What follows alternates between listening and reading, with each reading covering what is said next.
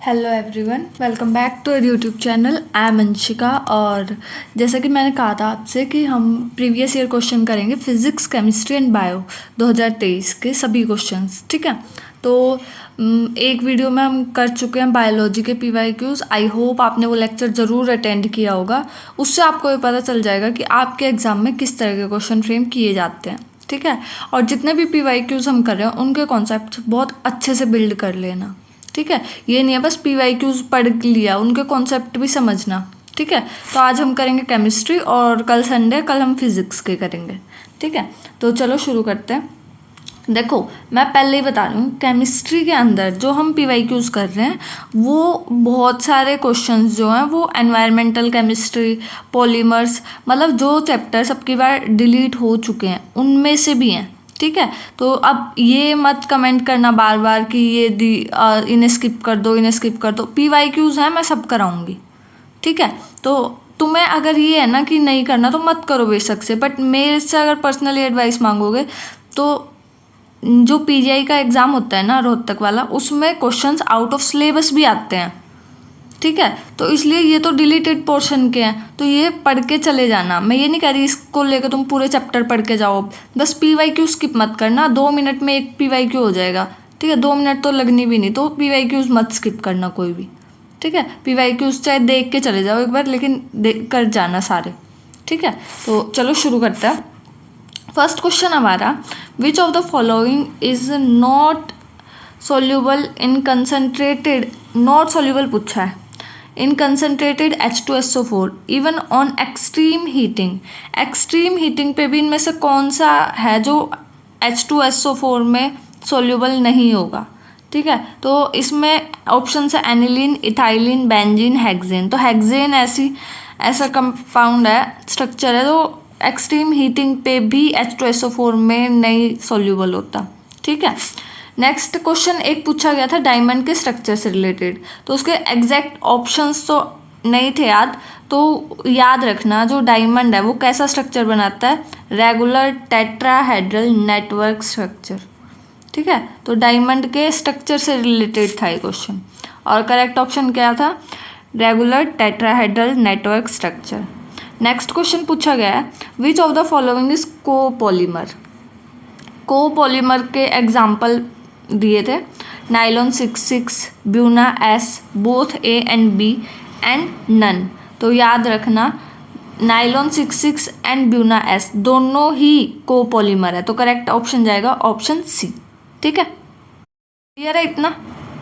Next question is Frenkel defect is also categorized as, जो Frenkel defect है उसे किस कैटेगरी में रखा जाता है, stoichiometric defect, impurity defect, non stoichiometric और नन ऑफ दीज।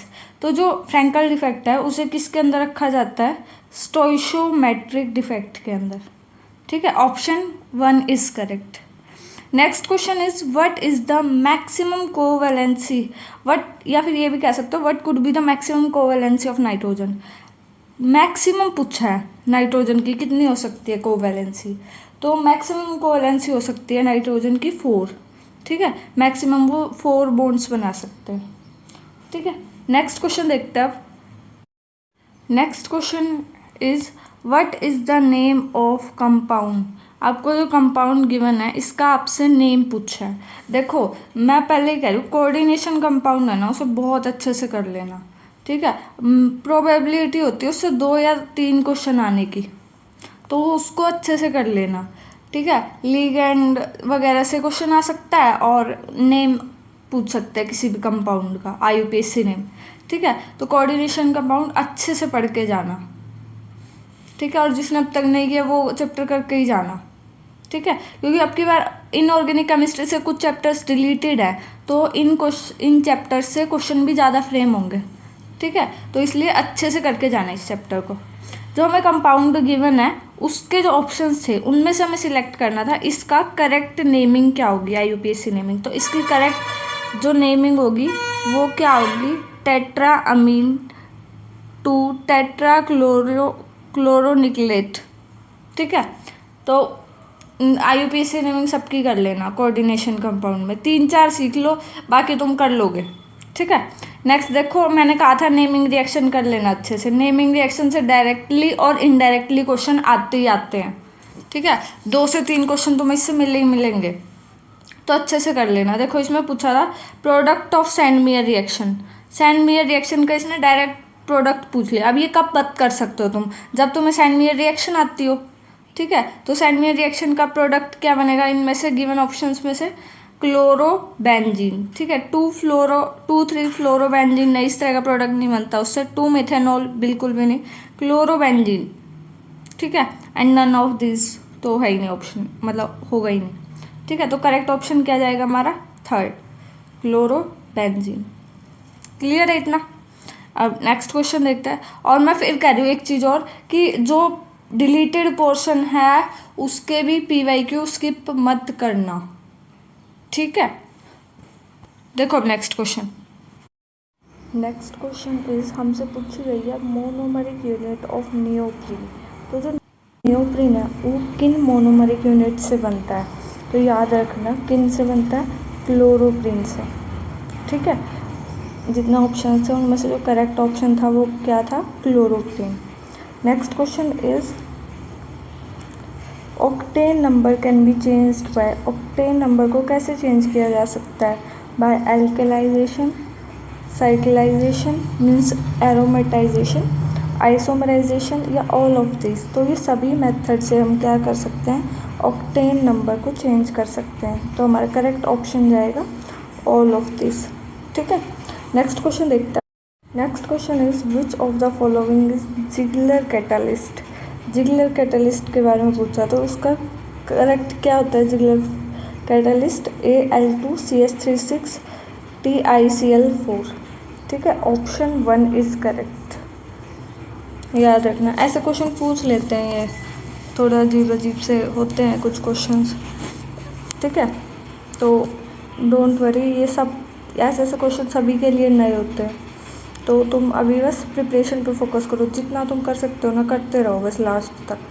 ठीक है, नेक्स्ट देखो, सरफेस ऑफ वाटर कंटेंस। जो वाटर का सरफेस होता है उस पर क्या क्या चीज़ होती है, organic matter plus salt, salt organic matter या सस्पेंडेड पार्टिकल। तो उसके ऊपर होते हैं सस्पेंडेड पार्टिकल्स। ठीक है, surface of water contains suspended particles. Okay, question is which of the following shows iodoform test.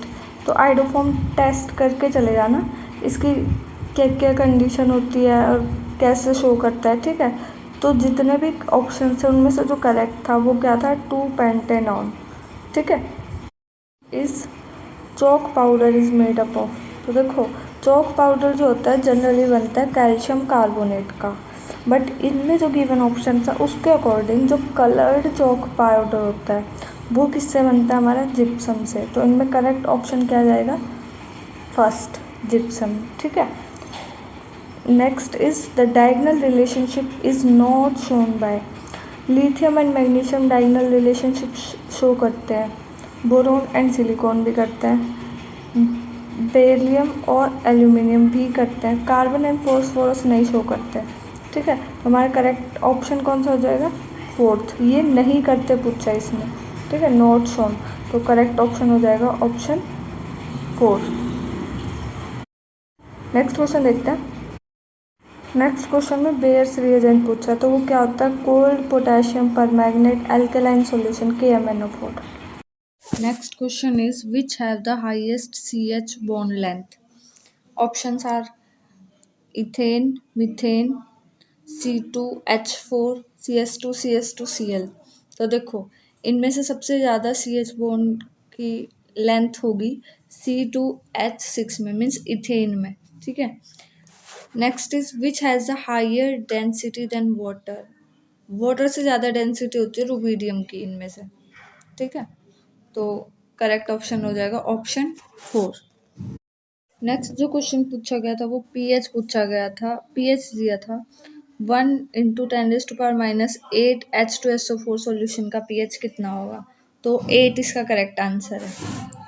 ठीक है, नेक्स्ट क्वेश्चन इज एलपीजी जो है वो मेनली किस गैस से बनती है। ठीक है, एलपीजी की फुल फॉर्म तो आपको पता ही होगा, लिक्विफाइड पेट्रोलियम गैस। तो वो उसके अंदर मेनली कौन कौन सी गैसेस होती है, प्रोपेन एंड ब्यूटेन दोनों। ठीक है, तो करेक्ट ऑप्शन होगा option C, propane and butane. ठीक है, नेक्स्ट क्वेश्चन देखते हैं। देखो, जो ये एलपीजी है वो मेनली बनती है हमारी किससे, प्रोपेन एंड ब्यूटेन से। और वहीं अगर मैं बात करूँ नेचुरल गैस की, तो natural gas is composed of lighter, methane and ethane. ठीक है, ये याद रख लेना आप, ये पूछा नहीं गया था बट हो सकता है पूछ लिया जाए। नेक्स्ट क्वेश्चन जो था वो ये था कि विच has the highest concentration in acid rain. Acid rain में बहुत सारी गैसेस होती है, HNO3, H2SO4, H2CO3, HCl। तो सबसे ज़्यादा कंसंट्रेशन किसकी होती है, सबसे ज़्यादा कंसंट्रेशन होती है H2SO4 की। ठीक है, option B is correct. Next question था, next question is global warming is caused by mainly which gas. तो ग्लोबल वार्मिंग के लिए जो सबसे ज़्यादा रिस्पॉन्सिबल गैस होती है वो होती है CO2। ठीक है, correct option is B. Next question is which of the following has weakest bond. Weakest intermolecular bond किस में होगा, हीलियम NH3, हीलियम के अंदर, NH3 के अंदर, CH4 मीथेन के अंदर, या वाटर के अंदर। तो देखो, इनमें सब में हाइड्रोजन बॉन्डिंग है, NH3 के अंदर, CH4 के अंदर एंड H2O के अंदर। किसे छोड़ के, हीलियम को छोड़ के। तो हमारा करेक्ट ऑप्शन जाएगा हीलियम। हीलियम में सबसे कम वीकेस्ट इंटरमोलिकुलर बॉन्डिंग होती है। ठीक है, नेक्स्ट क्वेश्चन हो जाएगा हाइब्रिडाइजेशन पूछी और शेप पूछी है फ्री रेडिकल की। तो फ्री रेडिकल और की जो हाइब्रिडाइजेशन होती है वो sp2 होगी, और sp2 में शेप कैसी होती है, प्लेनर। ठीक है, तो ये केमिकल बॉन्डिंग वाला चैप्टर अच्छे से कर लेना बिल्कुल। Next question is the oxidation state पूछी हमसे कैल्शियम की एंड क्लोरीन रिस्पेक्टिवली। पहले कैल्शियम की फिर क्लोरीन की।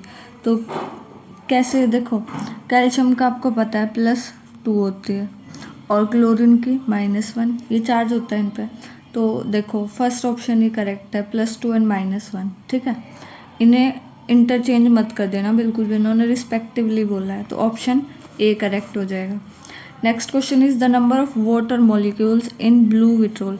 ब्लू विट्रोल का फॉर्मूला याद कर लेना, क्या होता है, CuSO4, यहाँ लिख देती हूँ मैं, CuSO4.5H2O। अब तुम खुद देख के बताओ कि ब्लू विट्रोल में वाटर के कितने मॉलिक्यूल्स हैं, 5। ठीक है, ये 5 है, तो करेक्ट ऑप्शन हो जाएगा हमारा A. Next question is what is the name of NO2 in Stock notation. मतलब इसका नाम क्या रहता है, तो नाइट्रोजन डाइऑक्साइड।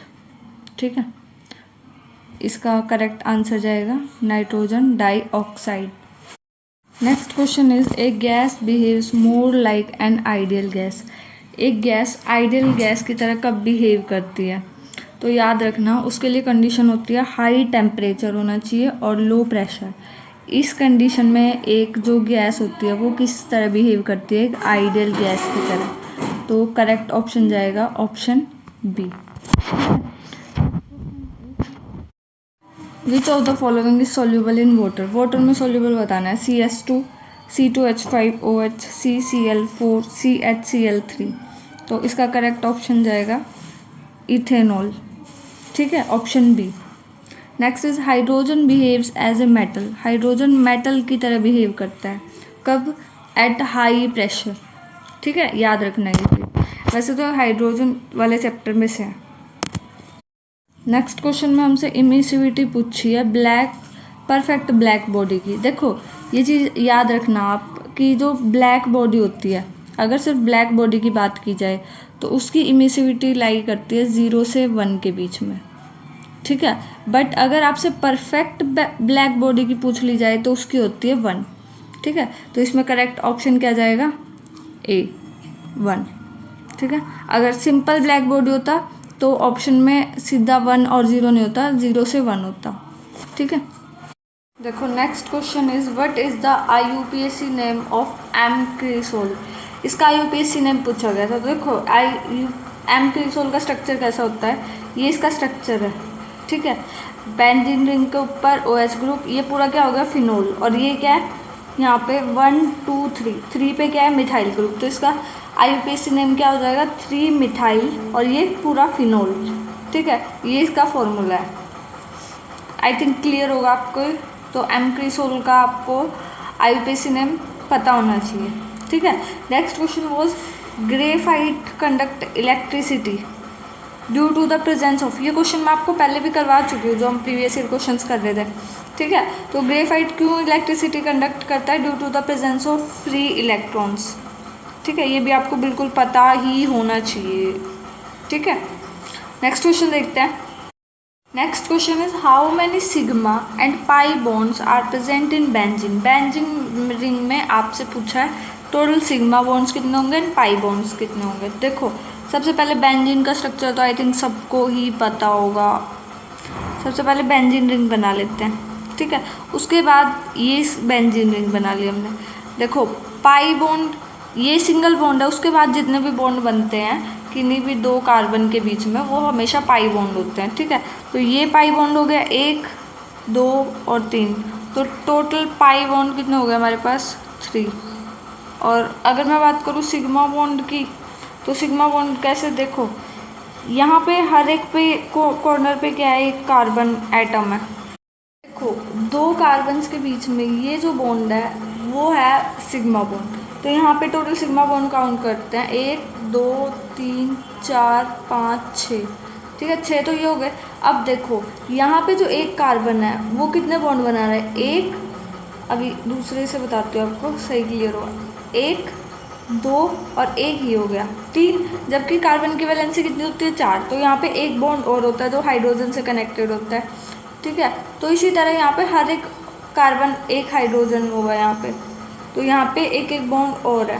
ठीक है, तो 6 बॉन्ड वो थे सिग्मा, और यहाँ पे भी जो बॉन्ड है वो सिंगल है, तो ये 6 सिग्मा। तो टोटल सिग्मा कितने हो गए, 6 + 6 12। ठीक है, क्लियर है इतना। तो टोटल सिग्मा बॉन्ड कितने हैं, 12, and pi bond 1 2 3, 3 pi bond. I hope आपको ये बिल्कुल अच्छे से समझ आया होगा। ठीक है, और अगर ये इनमें से कोई भी क्वेश्चन रिपीट होता है, कॉन्सेप्ट रिपीट होता है, तो आपका बिल्कुल भी वो गलत नहीं होना चाहिए। ठीक है, इन क्वेश्चन से रिलेटेड कुछ भी डाउट हो तो वो कमेंट में बता देना आप। Next question is primary pollutant पूछा है। Options are CO DDT CO2 and all. तो ये सब के सब ही प्राइमरी पोल्यूटेंट है। ठीक है, option D is correct. Next is Bhopal gas tragedy was caused by. जो भोपाल गैस ट्रेजेडी हुई थी वो किस गैस की वजह से हुई थी, तो याद रखना वो हुई थी मिथाइल आइसोसाइनेट की वजह से। Option third is correct. Next question is IUPAC name पूछा है CCS34 का। तो इसका स्ट्रक्चर देखो मैंने यहाँ बना दिया है। ठीक है, अब यहाँ पे नेमिंग जब शुरू करेंगे हम तो कैसे करेंगे, 1 2 3, तो 2 कार्बन पे क्या है, 2 मिथाइल है, तो 2 2 डाई मिथाइल, 1 2 3 प्रोपेन। ठीक है, तो ऑप्शन थर्ड करेक्ट हो जाएगा हमारा। Next question is uncertainty in momentum दे रखा है हमें ये वैल्यू, और अनसर्टेनिटी पोजीशन में निकालनी है हमें। एच की वैल्यू भी दे रखी है। देखो, हेंसबर्ग अनसर्टेनिटी प्रिंसिपल वाला कॉन्सेप्ट आपको आता ही होगा। डेल्टा एक्स मतलब अनसर्टेनिटी इन पोजीशन इनटू अनसर्टेनिटी इन पोजीशन, ये तो पोजीशन हो गई, और नेक्स्ट मोमेंटम, दोनों का प्रोडक्ट किसके इक्वल होता है, H/4 पाई के। ठीक है, अब हमें निकालना क्या है, ये निकालना है, नहीं ये मोमेंटम तो दे रखा है, पोजीशन का निकालना है, डेल्टा एक्स हमें निकालना है। तो ये क्या हो जाएगा, H/4 pi into delta P. ठीक है, तो इसमें सबकी वैल्यू रख देना, इंटू में है ये। ठीक है, सबकी वैल्यू रखने के बाद जब हम सॉल्व करेंगे तो इसका करेक्ट ऑप्शन आ जाएगा हमारा 5.27 इंटू 10⁻30। ठीक है, ये तुम खुद सॉल्व कर लेना, मैंने बता दिया क्या क्या अप्लाई करना है कैसे। नेक्स्ट क्वेश्चन देखो, in which of the following defect density increase. Density कौन से डिफेक्ट में इंक्रीज होती है, इम्प्योरिटी डिफेक्ट में इंक्रीज होती है। क्यों, क्योंकि इसमें बाहर से कोई इम्प्योरिटी ऐड होती है जिसकी वजह से क्या होगी, डेंसिटी इंक्रीज होगी। तो ऑप्शन 4 इज करेक्ट। क्लियर है इतना।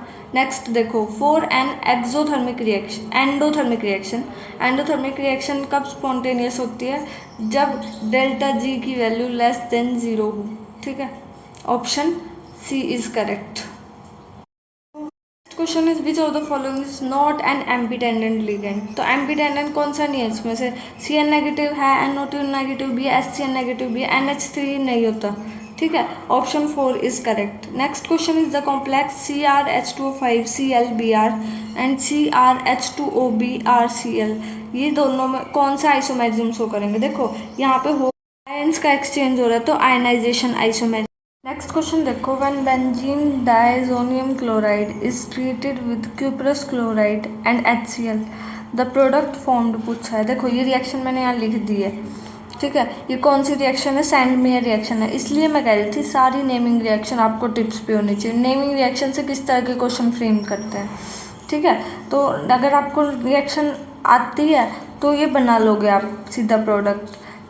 ये रिएक्शन है यहाँ पे, और प्रोडक्ट आप देख रहे हो क्या बन रहा है, क्लोरोबेंजीन। ठीक है, तो ऑप्शन 1 इज करेक्ट। देखो इसमें पूछा गया है कि विच of the following statement is correct. तो याद रखना, जैसे जब हम प्रेशर इंक्रीज करते हैं तो कोऑर्डिनेशन नंबर सॉलिड का इंक्रीज करता है। ठीक है, ऑप्शन बी इज करेक्ट। किसी भी कॉम्प्लेक्स की जो स्टेबिलिटी होती है वो किस पे डिपेंड करती है, ऑक्सीडेशन स्टेट पे, नेचर ऑफ लिगेंड पे, ज्योमेट्री ऑफ कॉम्प्लेक्स पे, ऑल ऑफ दिस। तो इन सभी पे डिपेंड करती है। ठीक है, तो option 4 is correct. Next question is name of complex ion, किसका Fe(CN6-3) चार्ज है, तो इसका नाम क्या है, हेक्सासाइनाइडोफेरेट। Option 2 is correct. ठीक है, तो आप केमिकल कोऑर्डिनेशन से कितने क्वेश्चन आ रहे हैं, और नेमिंग रिएक्शन भी इम्पोर्टेंट है। क्वेश्चन इज, आपको रिएक्शन दी हुई है और आपसे बेस्ट सूटेबल रिएजेंट पूछा है। यहाँ पे जो ए रिएजेंट है वो क्या रह सकता है। तो देखो ये रिएक्शन कौन सी है, वोल्फ-किर्शनर रिएक्शन है। ठीक है, और इसके अंदर जो यूज़ होता है रिएजेंट वो क्या होता है, N2H2KOH। ठीक है, ऑप्शन बी इज़ करेक्ट। ये रिएक्शन कौन सी है, वोल्फ-किर्शनर, और इसमें जो रिएजेंट यूज़ होगा N2H4KOH यूज़ होगा। ठीक है, क्या करेगा यहाँ पे, कार्बोनिल ग्रुप को रिड्यूस कर देगा बाय CH2 या CH3 ग्रुप। ठीक है, नेक्स्ट इज रिएक्शन दे रखी है हमें, इसमें हमसे ये पूछा है कि ये रिएक्शन फास्टेस्ट कब होगी, जब इसमें क्या होगा, N डाइमिथाइल फॉर्माइड रहेगा जो सूटेबल सॉल्वेंट, तभी रिएक्शन क्या होगी, फास्टेस्ट होगी। ये SN2 रिएक्शन है, तो याद रखना इसमें करेक्ट ऑप्शन क्या जाएगा, ऑप्शन 3। ठीक है, नेक्स्ट क्वेश्चन में आपसे पूछा है इलेक्ट्रोफाइल किसमें, रायमंड-टाइमन रिएक्शन में। तो रायमंड-टाइमन रिएक्शन में इलेक्ट्रोफाइल क्या होता है, CCl2। ठीक है, नेक्स्ट क्वेश्चन देखो, which of the following is used as refrigerant. Refrigerant के रूप में कौन यूज होता है, डाइफ्लोरोकार्बन। ठीक है, तो ऑप्शन 4 इज करेक्ट।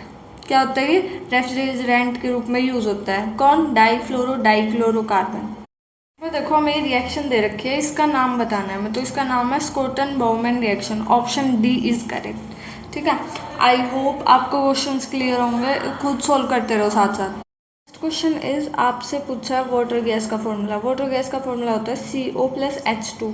ठीक है, फर्स्ट ये ऑप्शन करेक्ट है, ये मैंने रिएक्शन भी लिख दी है, पढ़ लेना। वाटर गैस का दूसरा नाम होता है सिन गैस।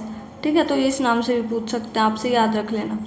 नेक्स्ट क्वेश्चन देखो, which of the following process is not the method of purification of metal. Purification of metal का कौन सा मेथड नहीं है, liquation, distillation, zone refining and galvanisation. देखो गैल्वेनाइजेशन क्या होता है, एक ऐसी प्रोसेस जिसमें हम आयरन को जिंक की कोटिंग करते हैं ताकि हम उसे प्रोटेक्ट कर सके रस्टिंग से। ठीक है, तो गैल्वेनाइजेशन मेटल प्योरिफिकेशन का मेथड नहीं है। ठीक है, तो हमारा करेक्ट ऑप्शन कौन सा जाएगा, इसने ये पूछा नॉट ए मेथड, तो करेक्ट ऑप्शन जाएगा 4th। क्लियर। नेक्स्ट क्वेश्चन देखो, टोल्यूइन को रिएक्ट करवाया गया है in the presence of K2Cr2O7 and H2SO4, तो वाई प्रोडक्ट बना है। हमसे वाई पूछा है क्या बना, देखो मैंने यहाँ रिएक्शन लिख दी है पूरी। टोल्यूइन का बेंजीन के ऊपर CH3 ग्रुप है, किसकी प्रेजेंस है, K2Cr2O7 H2SO4 की, तो हमारा प्रोडक्ट क्या बनेगा, बेंजोइक एसिड। ठीक है, option 3 is correct. Next question देखो, IUPAC नेम पूछा है तुमसे, इस कंपाउंड का। तो इस कंपाउंड को सबसे पहले लिख लो इजी फॉर्मेट में। कैसे लिख सकते हो, देखो CH2 ठीक है, और फिर क्या है OH, 2 OH है, एक इसके साथ एक इसके साथ। तो किस तरह से नाम लिखोगे इसका, ये क्या है ओल ग्रुप है, तो 1,2 डाईओल किस पे है, इथेन पे, तो इथेन 1,2 डाईओल। ठीक है, इथेन 1,2 डाईओल। देखो कौन सा ऑप्शन है, ऑप्शन 2। ठीक है, second is correct. Next question देखो, ROH प्लस SOCl2 रिएक्शन दी है, हमें फाइनल प्रोडक्ट बताना है। देखो ऐसी जब रिएक्शन होती है तो यहाँ पे क्या बनेगा, RCl बन जाएगा हमारा प्रोडक्ट। ठीक है, तो प्रोडक्ट क्या बनेगा, alkyl chloride. Option 1 is correct. ठीक है, ये रिएक्शन भी मैंने लिख दी है पूरी, कर लेना जिसे देखने हो। नेक्स्ट क्वेश्चन है हमसे सेकेंडरी अमीन पूछा है, तो सेकेंडरी अमीन बताना है कौन सा होगा, ए compound with 2 NH2 group. Next option is a compound with 2 carbon atoms and a NH2 group, a compound with a NH2 group and one on the carbon atom in number 2 position. Last one is a compound in which 2 of the hydrogens of NH3 have been replaced by alkyl or aryl carbon.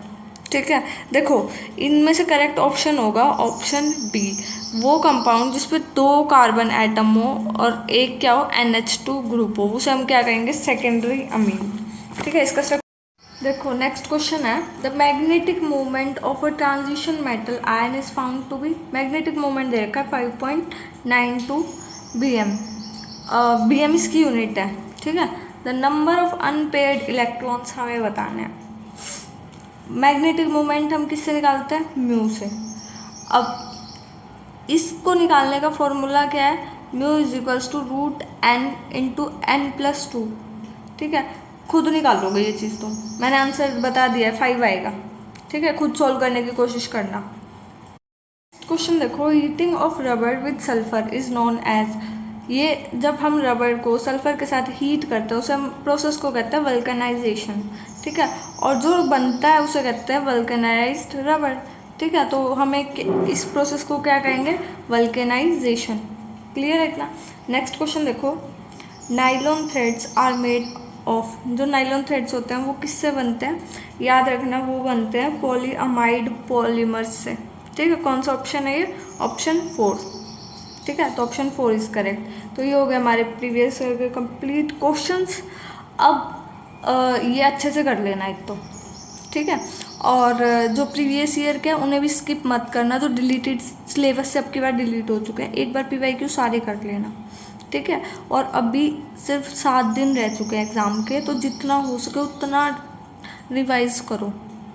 एक last बार ज़रूर पूरा physics chemistry bio जितने तुमने short notes बना रखे हैं या notes, एक बार ज़रूर रिवाइज कर लेना। NCERT कुछ भी कहीं से भी एक बार दोबारा सारा सिलेबस, ठीक है, रिवाइज करके ही करके जाना। अगर तुमने कोई चैप्टर ऐसा भी लगता है ना कि नहीं अच्छे से नहीं आता, फिर भी ऊपर ऊपर से पढ़ के चले जाना चाहे। ठीक है, एक बार सब कुछ कर जाना, और आपके जितने भी डाउट्स हो वो कमेंट में बता देना।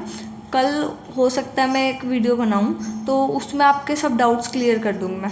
ठीक है, कि अभी लास्ट के इन डेज में, और कुछ मुझे एग्ज़ाम टिप्स भी बतानी है आपको एग्ज़ाम से पहले, तो उस वीडियो में मैं कवर करूँगी आपके सारे डाउट्स जितने भी आप इस कमेंट में, इस वीडियो के कमेंट्स में पूछोगे।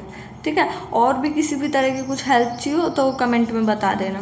ठीक है, और कल वीडियो इसलिए नहीं आ पाई थी, कल मेरी तबीयत थोड़ी ख़राब थी तो इसलिए, बट अभी लास्ट डे तक हम करेंगे क्वेश्चन। ठीक है, कल फिज़िक्स की आ जाएगी, फिज़िक्स के PYQs की, तो करते रहो प्रिपरेशन। और कुछ भी दिक्कत हो, कुछ भी डाउट हो, किसी भी तरह की कोई भी हेल्प चाहिए हो तो कमेंट में बता देना। ठीक है, तो मिलते हैं नेक्स्ट वीडियो में। टिल देन प्रिपरेशन करते रहो, टेक केयर, और स्ट्रेस मत लो, जो होगा बहुत अच्छा होगा। एग्ज़ाम से पहले सबको डर लगता है। ठीक है, ऑल द बेस्ट।